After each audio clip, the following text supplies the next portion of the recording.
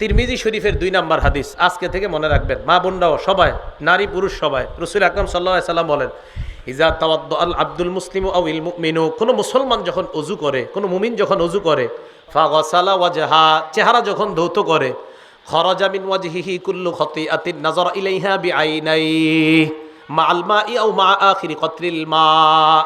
আল্লাহ নবী বলেন, আমার কোন মুসলমান উম্মত, কোন মুমিন উম্মত, উম্মতি, কোন নারী পুরুষ যদি ওযু করে, ওযু করার সময় যখন চেহারা ধৌত করে, চোখ দিয়া যত গুনাহ করছে, ওই চেহারার পানিগুলা ঝরে পড়ার শেষ ফোঁটার সাথে তার চোখের গুনাহগুলা ঝরে পড়ে যায়। তো মন দিয়ে ওযু করবেন। কি দিয়ে ওযু করতে হবে? হ্যাঁ, মন দিয়ে, যে আমার গুনাহ ঝরে পড়বে।